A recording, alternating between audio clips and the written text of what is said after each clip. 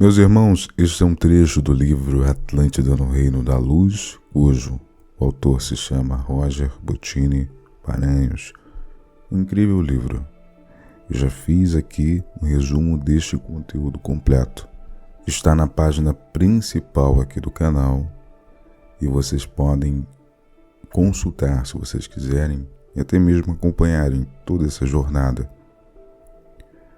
Neste trecho específico, o autor, na época encarnado como Andrei, encontra o mestre, o sacerdote do sétimo raio. Seu nome na época era Mestre Kundô. Então, se colocássemos no tempo atual, ele seria um mestre da linha oriental, um asiático. Então diz o autor, alguns dias tinham se passado, era madrugada, Atlântida repousava mergulhada em sono profundo, mas eu não conseguia pegar no sono. Levantei-me e percebi que Evelyn dormia o sono dos anjos. Lavei o rosto e fui até o templo da Colina do Sol, utilizando um veículo extremamente silencioso. Durante o percurso, eu podia até mesmo ouvir o barulho sutil dos animais e insetos da noite. Os atlantes da época de ouro consideravam o sono algo sagrado. Praticamente não existia vida noturna, inclusive nos grandes centros. Mas em breve tudo mudaria. A atmosfera sublime de Atlântida já não era mais a mesma. O clima febril, típico dos tempos que antecedem as grandes guerras, já se fazia presente. Entrei no templo com passos lentos, pisando suavemente naquele chão que refletia perfeitamente a luz das luminárias alimentadas com a inesgotável energia vril. O silêncio reinava na casa de Deus, representado por meu Pai por meio do sol, aquele belíssimo templo. Deitei-me em uma das poltronas para meditação e acionei um comando para que o teto ficasse transparente.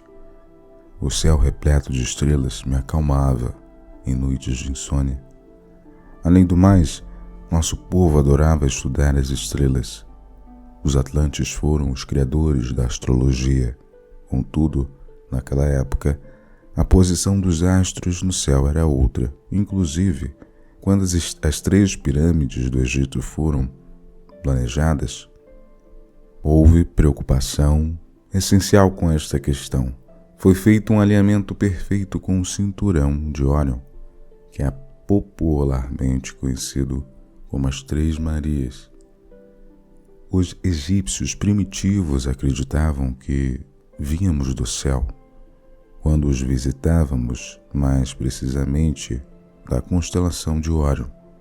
Por isso, eles decidiram alinhar as pirâmides com essas 3 estrelas, fato que resultou em vibração energética fabulosa para a Terra. No platô de Gizé, localizava-se um dos principais centros de força do planeta. O Sol encontrava-se agora no signo de Virgem, e a velha Lua, passando por ele, estivera visível no céu naquela manhã. Agora ocultara seu rosto, abandonando à noite a glória das estrelas, permitindo magnífica apreciação da abóbada celeste. Preso em meus pensamentos, nem percebi quando se aproximou com passos lentos o sacerdote da chama violeta, mestre na ciência da energia das cores, chamado Kundô. Ele viria a ser conhecido no futuro principalmente pela personalidade de José, pai de Jesus, e por mais importante encarnação como Conde de Saint-Germain, o regente da Era de Aquário. Evelyn era muito amiga de Kundô e dedicava um dia da semana para ajudá-lo nos estudos e nas energizações realizadas no Templo da Chama Violeta. Ela aprofundou esses estudos de tal forma no decorrer dos séculos que terminou se tornando uma das maiores mestras da Terra nessa energia sobre a personalidade da mentora espiritual cristal, conforme narrado no livro sob o signo de Aquário. Hoje em dia ela trabalha ao lado de Saint-Germain na difusão da energia que será símbolo da era de Aquário. Ao vê-lo, não contive minha surpresa. Mestre, jamais imaginaria encontrá-lo no Templo do Sol, ainda mais essa hora. Ele sorriu com os braços cruzados sob o manto e respondeu: estamos onde Deus deseja, mesmo que seja nos locais e horários mais improváveis. Eu estava sem sono e ouvi uma voz que me dizia: vá orar no templo do teu amigo Atonis. Eu sentei-me na poltrona e disse ao mestre com brilho no olhar: será que essa voz do mundo maior tinha por objetivo alertar-te sobre minha presença inusitada aqui esta noite, com o objetivo de trazer-me um recado do alto? O sábio Atlante respondeu: é possível. Mas diga-me, Andrei, o que o traz o templo uma hora dessas? Abra o teu coração. O descendente de meu grande amigo Atonis é como se fosse meu próprio filho. Eu coloquei as mãos no rosto, tentando desanuviar meus confusos pensamentos e respondi: perdi o sono. Não quis incomodar Evelyn e resolvi meditar no Templo do Sol. Esse lugar me traz tanta tranquilidade. Ele me faz lembrar da minha infância, a época maravilhosa de minha vida. Parece até que consigo me ver correndo de mãos dadas com Evelyn por esses corredores. O mestre sorriu e disse: sim, eu me lembro de vê-los assim, quando vim aqui visitar teus pais.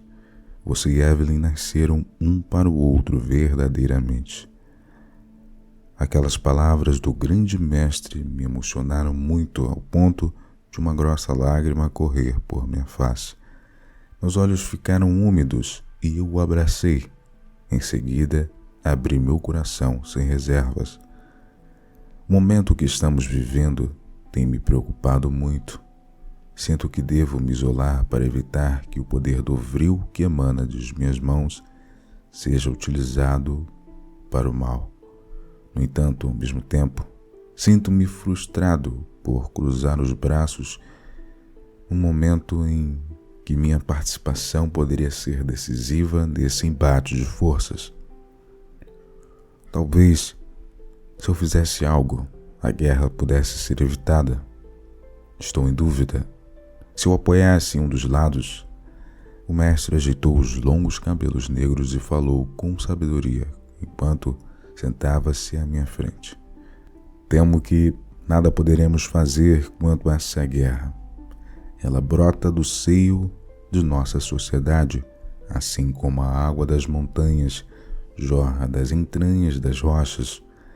Caso tomemos algum partido apoiando Gadir ou Atlas, estaremos servindo apenas como instrumento do desejo de guerra desses homens. Não se iluda, acreditando que sua participação poderá promover a paz. Fazemos tudo o que nos foi possível para evitar que isso acontecesse desde a chegada dos capelinos à Terra. Fomos avisados pelo Grande Espírito. Você bem sabe, tenha certeza de que qualquer tentativa agora seria improfícua. O sábio mestre suspirou e falou, enquanto olhava ao nosso redor como se enxergasse coisas que me eram invisíveis. A energia que nos circunda já é de outra natureza. A atmosfera de nosso mundo já está intoxicada, excitando as almas que estão em frequência inferior. Agora só nos resta rezar. Acalme teu espírito, meu filho.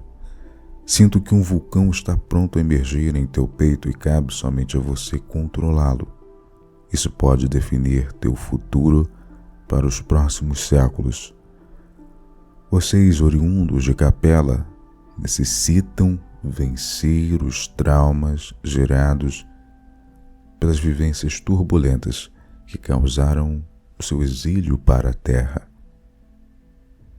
Eu concordei com um gesto e ele prosseguiu. A alta espiritualidade de nosso mundo acreditou que a encarnação de espíritos capelinos menos endividados na quarta dimensão poderia permitir que esse reino místico continuasse a realizar sua tarefa de promover o progresso na dimensão primeira. Isso realmente seria muito importante e necessário, mas creio que não se confirmará. A Terra de Poseidon e todo o seu avanço tecnológico deverão desaparecer para permitir que uma nova era de evolução mais grosseira e distanciada do espírito criador ocorra na Terra. Existem coisas contra as quais não podemos lutar. Nós temos controle de nossas vidas de forma individual. Entretanto, não podemos influir no destino de uma coletividade. Lutar contra o destino natural da Terra de Poseidon é despertar o livre-arbítrio de todas as almas encarnadas atualmente na Grande Ilha, que parecem já ter feito suas escolhas. Gadir e Atlas não teriam força alguma se os Atlantes da nova geração não vibrassem na sintonia deles. Entenda, meu filho, nossa condição atual de intermediários entre a terceira e a quarta dimensão perderá o sentido caso não vivamos em equilíbrio. Só estamos nesta condição para auxiliar o progresso da dimensão primeira. Se vamos alimentar guerras, então se tornaremos inúteis para a obra de Deus na Terra. Em clima de guerra, o reino de Poseidon deixa de ser um instrumento de evolução divina e se torna um grave problema para a ordem e o progresso do mundo. Eu concordei com um gesto sereno e disse-lhe, reticente: creio que compreendo suas palavras. É triste ter que ouvir isso, mas sim, eu compreendo. Mestre Nasser tem razão e eu e Evelyn devemos partir para o mundo primevo, com o objetivo de evitar o assédio que sofreremos para aliar nossa força do Vril para servir a um dos lados nessa batalha insana.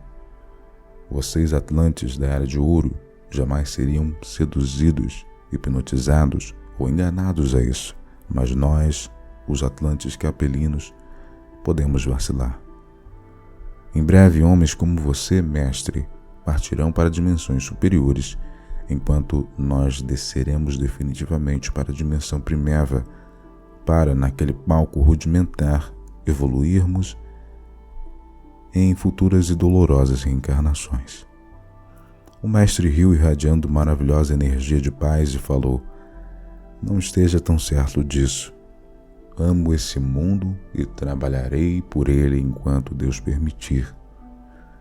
Mas isso mesmo, Andrei. Parta logo, aprenda muito nesse novo mundo, isso te será grande valia. E não vá para as colônias de Atlântida americana. Eu quero que você conheça o lado oriental, principalmente uma região maravilhosa, onde existe um longo rio que desemboca em um delta, antes de chegar ao mar. Essa será uma das primeiras regiões a adquirir visível progresso no mundo da terceira dimensão.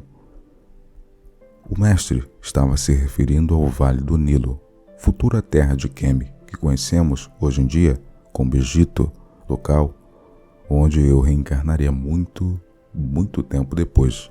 Naquela região também eu conheceria os primórdios da civilização grega, de onde surgiram todas as distorcidas informações sobre Atlântida, conforme explicaremos no decorrer desta obra. Eu me lembrei então das guerras tribais que vi no mundo primeiro e pensei: sim, é da natureza do homem primitivo da terra e dos exilados de Capela lutar, guerrear, destruir. Só assim conseguem encontrar sentido para suas vidas. E Kandur captou meus pensamentos e falou: sim, mas chegará um tempo em que todos encontrarão a luz para viver em uma dimensão superior, como a terra de Poseidon. Aproveite essa existência para compreender a beleza do amor, que estabelece e sustenta um mundo perfeito, como esse que você recebeu a bênção de nascer. Eu concordei enquanto apreciava a brisa da noite e o voo dos inigualáveis pássaros noturnos de Atlântida, e falei: obrigado, mestre, por ouvir a voz da intuição e vir até aqui, iluminar minha alma perturbada. Agora me sinto em paz.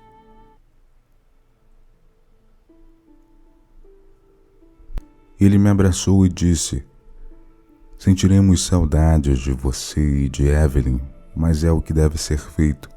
Siga e mantenha-se em paz em Deus, independente do que acontecer. Procure viver em puro equilíbrio. Não permita que a ação das trevas desestabilize sua harmonia interior.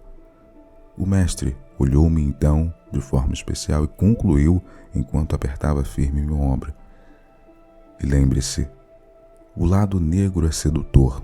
Mantenha-se firme na fé e na filosofia de vida que teus pais te ensinaram. Jamais esqueça tudo de bom que eles sempre te proporcionaram.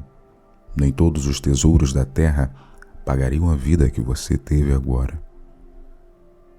Eu abracei o sábio mestre e disse-lhe, sem dar a devida importância às suas palavras: assim eu farei. Depois dessas palavras, ficamos em silêncio e Kandu percebeu a sombra que se projetou sobre a minha alma. Ele perguntou do que se tratava e eu disse-lhe: é um sonho que me persegue. Eu diria até que é um terrível pesadelo. Eu me vejo só, sem Evelyn. Ela desaparece de minha vida, não sei como, e eu me vejo solitário em um castelo no alto de uma montanha, vestindo uma sinistra capa negra, como um semblante frio. Não parece ser eu, mas sei que sou. Desde a primeira vez que tive esse sonho, ando preocupado e temendo pela vida de Evelyn. Sei lá, pode ser um mau presságio, ainda mais que há muita coisa ruim acontecendo nos últimos anos. Eu olhei para ele com o rosto abatido e desabafei. Sinto saudade de minha infância, quando eu só tinha coisas alegres para pensar e lembrar. Não me sinto preparado para viver sem Evelyn. Ele colocou a mão sobre o meu ombro e disse com voz calma e serena: fique tranquilo, Andrei. Não cai uma folha sequer de uma árvore sem que Deus saiba. Ele conhece melhor do que nós o que deveremos vivenciar para adquirir a luz. O que tiver de ser, será. Você não tem controle. E a única maneira é agir corretamente diante das tormentas da vida. O mestre colocou a mão sobre o meu queixo, meditando sobre suas próximas palavras, e prosseguiu: muito tempo antes de dominarmos o vril, éramos um povo navegador. Poseidon representava o deus dos mares. E você sabe por que sempre dominamos os mares? Porque o respeitávamos e tomávamos a decisão correta, independentemente dos humores de Poseidon. Hoje, o deus dos mares tornou-se apenas uma lenda. Evoluímos ao ponto de entender que Deus é algo muito maior que tempestades do mar. O Espírito Criador é o todo, absolutamente onipresente. Depois de sua exposição, ele me perguntou, com seus vivos olhos penetrando em minha alma, procurando tirar-me de meu sombrio estado de espírito: você compreende? Depende apenas de você tomar a decisão correta, independentemente da situação que o destino lhe apresentar. O mundo pode se tornar mau, a grande ilha pode mergulhar em trevas. Agora, seguir o caminho da luz ou da sombra depende somente de você. Somos almas livres que decidimos nosso destino. O mestre olhou para o céu, suspirou e profetizou: Gadeir e Atlas podem aprisionar nossos corpos, mas jamais nossa alma. Eu olhei com carinho para Kandu e falei: entendo, mestre. Agora vou indo. Daqui a pouco Evelyn sentirá a minha falta. Não quero preocupá-la. Ele concordou com um gesto sereno e disse: ficarei mais um pouco orando ao grande Deus. Durma bem, meu filho, e que a paz do Espírito Criador esteja sempre com você.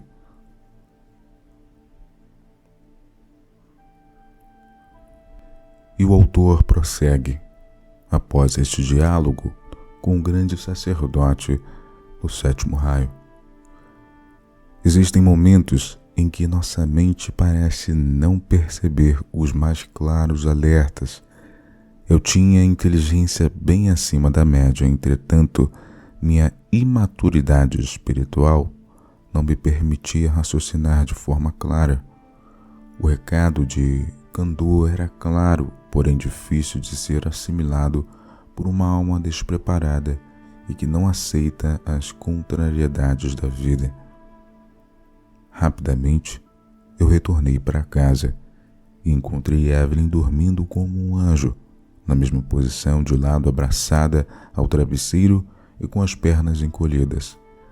Seus longos e lindos cabelos estavam esparramados sobre o meu lado na cama. Eu ajeitei-os cuidadosamente e deitei ao seu lado. Ela virou-se para mim sem acordar e segurou em minha mão. Fiquei ali com meus vivos olhos a observar, fascinado, aquele encantador rosto dormindo o sono dos anjos enquanto ela estava longe e sonhando. Ela me abraçou e disse com voz manhosa e sonolenta: onde você estava? Senti sua falta. Eu sorri e murmurei com suavidade: agora estou aqui, minha linda. Eu estava apenas lavando a minha alma.